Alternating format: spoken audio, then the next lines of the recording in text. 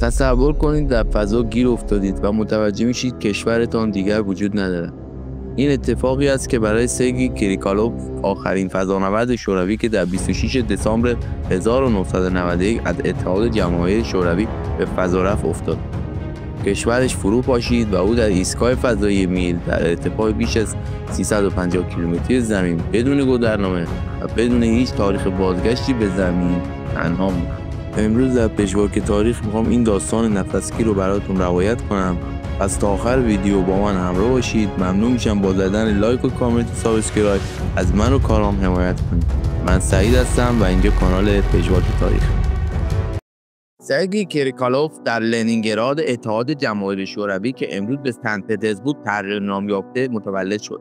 او از مؤسسه مکانیک لنینگراد در رشته مهندسی مکانیک فارغ التحصیل شد. کمی بعد در دورانی که شوروی به طور جدی در توسعه فضاپیما و ایستگاه‌های فضایی سرمایه‌گذاری می‌کرد، در سال 1985 هنگامی که ایستگاه فضایی سایلوت 7 ارتباط خود را با مرکز کنترل در اتحاد جماهیر شوروی از دست داد، سرگئی در تیم کنترل زمینی ماموریت نجات شرکت داشت، ماموریتی که با موفقیت به پایان رسید. به دنبال این دستاورد، اتحاد جماهیر شوروی او را برای آموزش‌های کیهان‌نوردی انتخاب کرد. دوره‌های آموزش او تا سال 1986 ادامه یافت و با موفقیت به پایان رسید. پس از آن بود که او در پرتاب خودکار شاتل بوران اوربیتال همکاری داشت، ماموریتی بدون سرنشین که فضاپیما را 2 بار به دور زمین میچرخاند. در ادامه سرگئی برای ماموریت طولانی مدت در ایستگاه فضایی میر انتخاب شد، ماموریتی که به صورت مشترک بین فرانسه و اتحاد جماهیر شوروی برنامه‌ریزی شده بود. پس از تمرین‌های فشرده، او اولین پرواز خود را با سایوت TN7 به همراه فرمانده الکساندر بلکوف و کیهان‌نورد فرانسوی ژان لوک در 26 نوامبر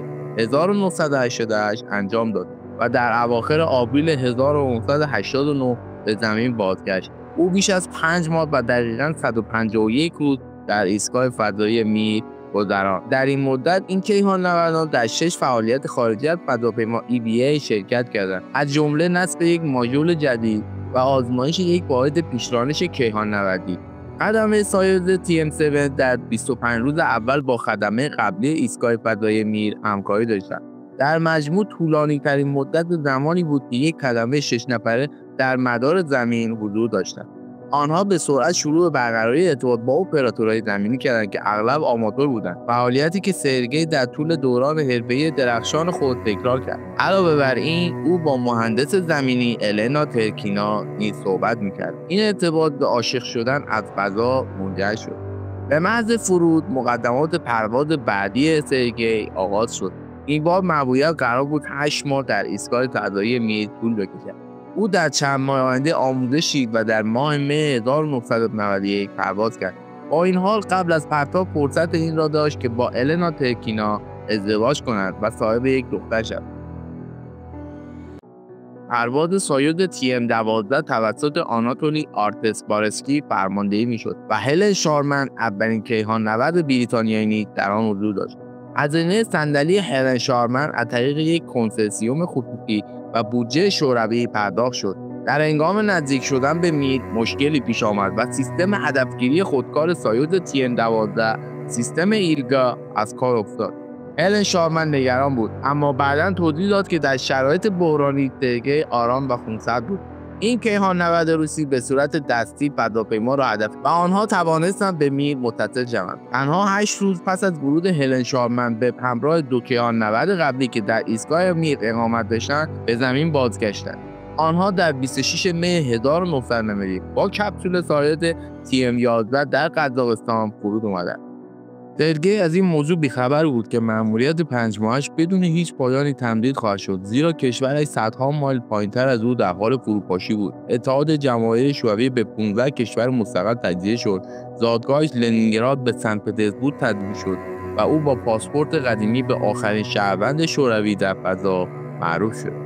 پاییز رسیده بود و در ایستگاه فضایی میر سرگئی بین کارهای علمی و ورزش و نگهداری لازم مشغول بود. کیهان‌نوردان زمان تفریح کمی داشتند یا اصلا نداشتند. آنها در طول 6 راهپیمایی فضایی شرکت کردند تا قطعات ایستگاه فضایی را ارتقا و تعمیر کنند. قرار بود در ماه اکتبر 2 پرواز برای رفتن به ایستگاه فضایی میر انجام شود، اما به دلایل نامعلوم یکی از پروازها لغو شد و در نهایت سایوز TM-13 به همراه فرمانده الکساندر بلکوف در 2 اکتبر به ایستگاه رسید. اما مهندسی که اعزام شده بود برای ماندن در یک ماموریت طولانی آماده نبود. بنابراین الکساندر بلکوف به سرعت در میر ماند و با سرگئی وظایف روزانه خود را در ایستگاه ادامه دادند. کشوری که آنها را به آنجا فرستاده بود به سرعت به سمت یک پایان بی‌سابقه حرکت می‌کرد.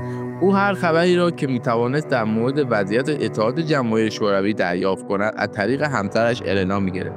النا مرتباً از طریق رادیو با سرگئی ارتباط برقرار می‌کرد و اکنون به تنهایی از دختر 9 ماهه‌شان نیز نگهداری می‌کرد.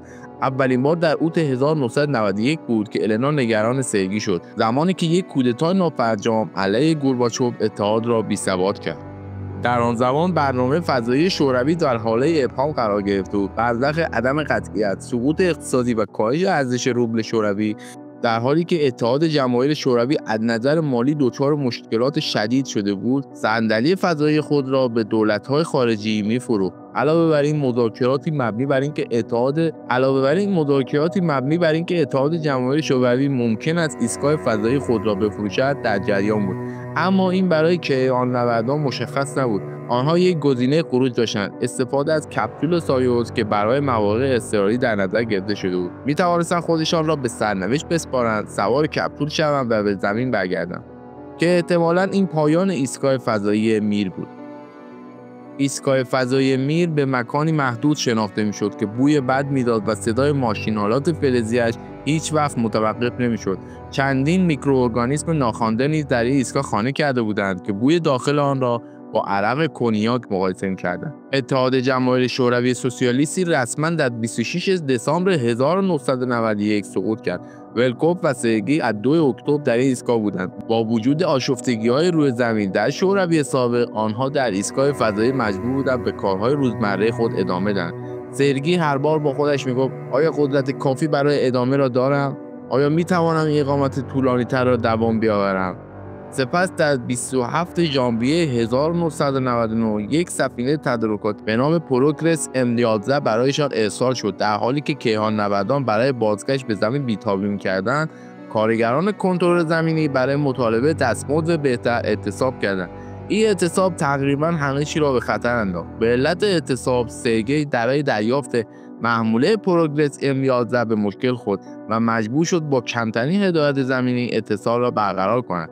سرگئی رکورد جدیدی برای راهپیمایی فضایی نیز در فوریه به ثبت رساند. او 4 ساعت و 12 دقیقه را در خارج از ایستگاه فضایی گذراند. تا زمان بازگشت مجموعاً بیش از 36 ساعت راهپیمایی فضایی کرده بود که این یک رکورد بود. در مارس 1992 اولین آلمانی که به میر سفر کرد، کلاوس دیتریش بلاوت، با سایوز TN-14 به فضا پرتاب شد. کیهان‌نورد آلمانی برای چند روز با 2 کیهان‌نورد ماند و سرانجام هر سه سوار سایوز TM-13 شدند. سرگئی بالاخره در قزاقستان به زمین بازگشت و توانست بعد از 311 روز هوای تازه جو را تنفس کند. در رابطه با ورودش به سرعت نقل قولی از او منتشر شد. انگار باری از روی دوشم برداشته شد. لحظه‌ای بود که نمی‌توان آن را سرخوشی نامید، اما بسیار خوب بود. او با همسر و دختر خود دیدار کرد و برای اولین بار وارد کشور فدراسیون روسیه شد. مجبور شد پاسپورت جدیدی متناسب با ملیت جدیدش دریافت کند. برنامه فضایی که در آن کار می‌کرد اکنون بین آژانس هوانوردی روسیه و آژانس فضایی ملی اوکراین تقسیم شده بود. در آینده او با ناسا و روسیه همکاری کرد و در اولین پرواز مشترک خود با شاتل دیسکاوری مأموریت STS-60 در سال 1994 شرکت کرد. مقاله‌ای در نیویورک تایمز درباره او نقل می‌کند سرگئی 35 ساله مهندس خلبان هواپیما بیش از 7000 بار دور زمین را در ایستگاه فضایی چرخیده و به دور جهان سفر کرده است.